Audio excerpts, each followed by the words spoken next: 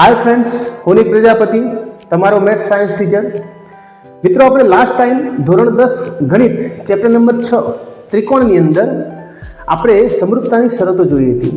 સમરૂપતાની શરતોની અંદર બે ત્રિકોણો વચ્ચેની આપેલી સંગતતામાં જો બે ત્રિકોણના અનુરૂપ ખૂણાઓ એકરૂપ હોય અને અનુરૂપ બાજુઓના માપનો ગુણોત્તર સમાન હોય, મીન્સ એના માપ સમપ્રમાણમાં હોય, તો બે ત્રિકોણની સંગતતા સમરૂપતા કહેવાય અને બે ત્રિકોણો સમરૂપ કહેવાય। બસ એ જ કોન્સેપ્ટના આધારે આજે આપણે સ્વાધ્યાય 6.1 જોઈશું। તો અગર તમે જો ચેનલ પર નવા હોય તો પ્લીઝ ચેનલને સબસ્ક્રાઇબ કરજો, તમારા મિત્રો સુધી શેર કરજો।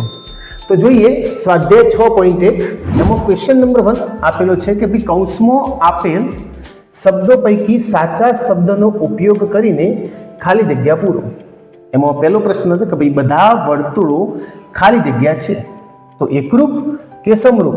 તો આ બે આપણે આગલા લેક્ચરની અંદર જોઈ લીધું હતું, એકરૂપ કહેવાય કે સમરૂપ કહેવાય। તો જુઓ, સમરૂપતાની શરતો એવી હતી, સમરૂપ ત્રિકોણ કોને કહેવાય? તો સમરૂપ ત્રિકોણ એને કહેવાય કે બંનેનો ગુણોત્તર, જે બાજુઓના માપનો ગુણોત્તર હોય ને સમપ્રમાણમાં આવવો જોઈએ અથવા ગુણોત્તર સમાન આવવો જોઈએ અને ખૂણાઓ કમ્પ્લીટ સમાન હોવા જોઈએ। ખૂણાઓ જે હોય ને એ કેવા હોવા જોઈએ? સમાન। તો પછી આ બે ત્રિકોણો સમરૂપ કહેવાય। જ્યારે એકરૂપની અંદર શું?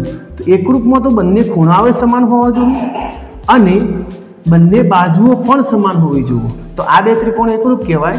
જ્યારે આ બે ત્રિકોણો કેવા કહેવાશે? સમરૂપ કહેવાશે। તો અહીંયા શું કીધું કે બધા વર્તુળો, મતલબ દુનિયાના જેટલા પણ વર્તુળો શું એ બધા વર્તુળો કેવા હોય? તો એવું બનશે ખરા કે દરેક વર્તુળો બધા સમાન ત્રિજ્યાના જ હોય? તો ક્યારે પણ ના બને। કોઈ વર્તુળ નાનું હોય, કોઈ વર્તુળ મોટું હોય, કોઈ એનાથી પણ મોટું હોય, રાઈટ? તો એક નાનું વિચારી શકીએ ને એક મોટું વિચારી શકીએ, તો શું આ બે ત્રિકોણો અથવા આ બે વર્તુળો કેવા કહેવાશે? તો હા, આ વર્તુળ જ છે। અહીંયા કીધું બધા વર્તુળો, આ વર્તુળ છે ને આ વર્તુળ છે, મતલબ બે વર્તુળ છે, એટલે આકાર સમાન છે પણ કદ સમાન ન પણ હોઈ શકે, અને કદ સમાન ન હોય એટલા માટે એને શું કહેવાય? સમરૂપ ત્રિકોણ કહેવાશે। કેવું કહેવાશે? સમરૂપ।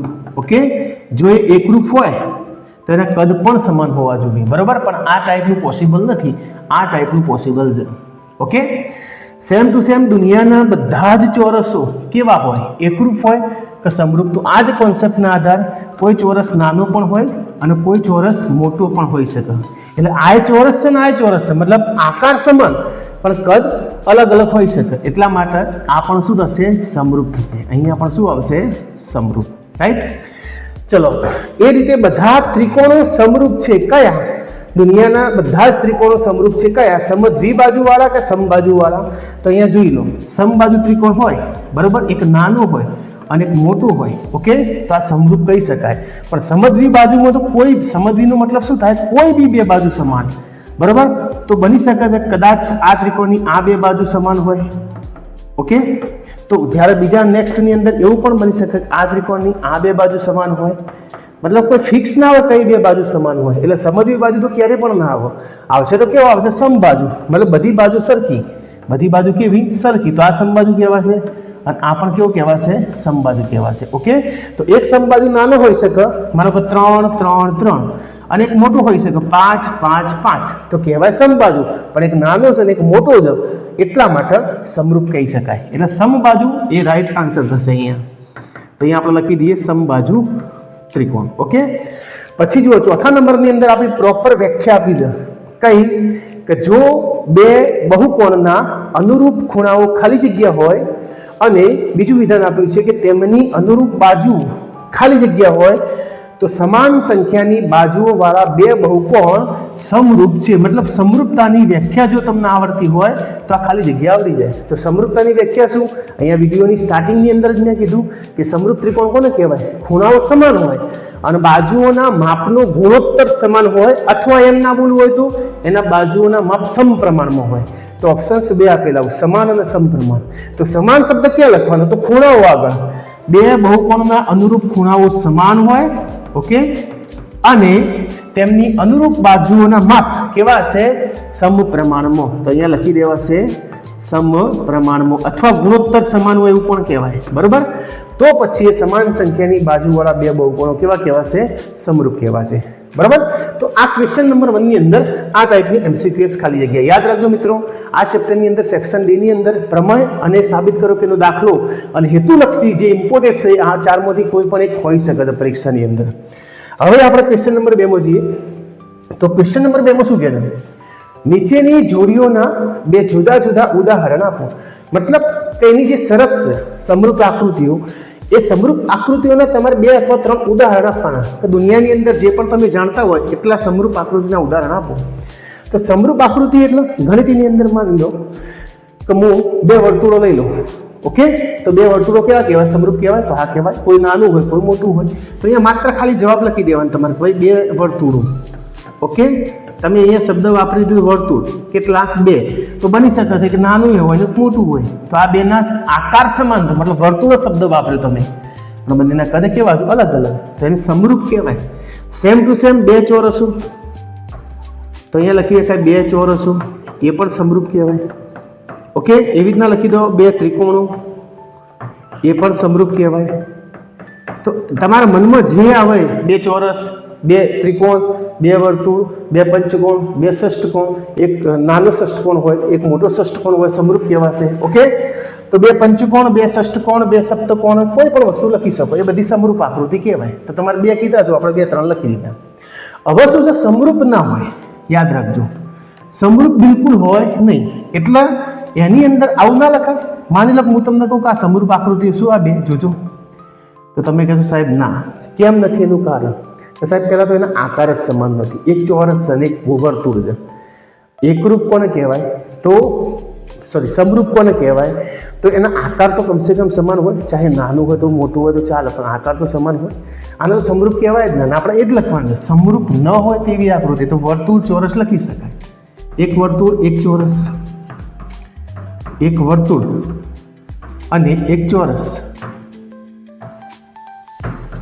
આ બંને આકૃતિ ક્યારેય પણ સમરૂપ કહેવાશે નહીં. ઓકે, ચલો એ રીતે માની લો કે એક ત્રિકોણ લો તમે. ઓકે, અને એવું જો ડિટેલમાં લેવું હોય તો એક સમબાજુ ત્રિકોણ લો અને એક સમદ્વિબાજુ ત્રિકોણ લો, તો પણ સમરૂપ ના કહેવાય. કેમ? આની 3 બાજુ સમાન છે અને આની 2 બાજુ સમાન છે. તો એક સમબાજુ ત્રિકોણ તો ખરો જ, પણ એક સમબાજુ છે અને એક સમદ્વિબાજુ છે, એટલા માટે એ સમરૂપ કહેવાશે નહીં. તો અહીંયા લખી દઉં એક સમબાજુ ત્રિકોણ, એક સમબાજુ ત્રિકોણ અને એક સમદ્વિબાજુ ત્રિકોણ. એક સમદ્વિબાજુ ત્રિકોણ. ઓકે, એ જ રીતે તમે એક કાટકોણ લઈને એક લઘુકોણ લઈને કરો તો પણ ચાલે. માની લો કે એક કાટકોણ ત્રિકોણ અને એક લઘુકોણ ત્રિકોણ અથવા ગુરુકોણ લો તો પણ ચાલે. તો આ 2 આકૃતિ ક્યારેય પણ સમરૂપ કહેવાશે નહીં. તો આપણે એ પણ લખી દઈએ, ભાઈ એક કાટકોણ ત્રિકોણ, એક કાટકોણ ત્રિકોણ અને ષષ્ઠકોણ લખો તોય ચાલે, અને લઘુકોણ ત્રિકોણ. કોઈ બી વસ્તુ તમારે 2 સમાન ના હોય એવા આકાર તમે લખી શકો. કોઈ પણ 2 આકાર સમાન ના હોય, વર્તુળ ચોરસ ચાલી જાય, પંચકોણ ષષ્ઠકોણ ચાલી જાય, કાટકોણ ત્રિકોણ લઘુકોણ ત્રિકોણ ચાલી જાય. ઓકે, આ બધા સમરૂપ કહેવાશે નહીં. અને અહીંયા સમરૂપ એટલે 2 વર્તુળો, 2 ચોરસો, 2 ત્રિકોણો, 2 પંચકોણ, 2 ષષ્ઠકોણ. ઓકે, તો આ ક્વેશ્ચન નંબર 2 હતો. હવે નેક્સ્ટ ક્વેશ્ચન નંબર 3 ની અંદર જઈએ. તો ક્વેશ્ચન નંબર 3 માં શું કહેતા કે નીચેના ચતુષ્કોણો સમરૂપ છે કે નહીં તે જણાવો. યાદ રાખજો, અહીંયા આપણે શું કહેવાનું છે? સમરૂપ છે કે નહીં. હવે સમરૂપતાની શરતનું જો પાલન કરતો હશે આ બંને, તો એ સમરૂપ કહેવાશે. નહીં કરતો હોય તો નહીં કહેવાય. તો શરત શું હતી? તો શરત એવી હતી અનુરૂપ બાજુઓના માપ સમપ્રમાણમાં હોય, એટલે કે બાજુઓના માપનો ગુણોત્તર સમાન હોય, એટલે કે સમપ્રમાણમાં હોય, અને ખૂણાઓ કેવા હોય? સમાન હોય. તો એ બાજુઓના માપ જોઈએ, તો બાજુઓના માપનો ગુણોત્તર આપણે ચેક કરી દઈએ. માનો કે PQ એના અનુરૂપ AB, પછી QR એના અનુરૂપ BC, પછી RS એના અનુરૂપ CD અને SP એના અનુરૂપ DA. આનો ગુણોત્તર આપણે ચેક કરીએ તો કયો આવે છે જોઈએ. ચલો નંબર 1, સૌથી પહેલા બાજુઓના માપ હું ચેક કરું. બાજુઓના માપ સમપ્રમાણમાં શું કરે એ ચેક કરી દઈએ. તો PQ ભાગ્યા AB. PQ ભાગ્યા આપણે AB કરી જોઈએ તો PQ એટલે કેટલા 1.5 અને ભાગ્યા AB એટલે કેટલા 3. ઓકે, આ 1.5 ને તમે 15 ભાગ્યા 10 લખી શકો. કેટલા લખી શકો 15 ભાગ્યા 10 અને આ કેટલા શું ગુણ્યા 3. તો 15 એટલે 5 તરી 15 રાઈટ અને 10 એટલે 5 દુ 10. ઓકે, તો અહીંયાથી 5 ઉડી જાય અને અહીંયાથી 3 ઉડી જાય એટલે વધા ઉપર કશું નહીં તો 1 કહેવાય અને નીચે કેટલો કહેવાશે 2. મતલબ કે આ PQ ભાગ્યા AB નો જવાબ 1 ભાગ્યા 2 આયા. અગર QR ભાગ્યા BC નો જવાબ 1 ભાગ્યા 2 આવે, RS ભાગ્યા CD નો જવાબ પણ 1 ભાગ્યા 2 આવે અને SP ભાગ્યા DA નો જવાબ પણ 1 ભાગ્યા 2 આવે તો શરતનું પહેલું વિધાન સાબિત થયું. કયું? અનુરૂપ બાજુઓના માપ સમપ્રમાણમાં છે એવું કહેવાય છે. અગર જવાબ સરખા આવે તો ચેક કરીએ આપણે. ચલો PQ ભાગ્યા AB કરી દીધું, હવે QR ભાગ્યા BC કરીએ તો અહીંયા હું લખી દઉં QR ભાગ્યા BC. તો QR નું માપ કેટલું છે? એ પણ 1.5. BC નું કેટલું છે? 3 અને 1.5 ભાગ્યા 3 કરો એટલે 1/3 જ આવે જે આપણે કરી દીધું રાઈટ. પછી RS ભાગ્યા CD કરી દીધું. ઓકે, RS ભાગ્યા CD તો RS નું માપ 1.5 છે જોઈ લો.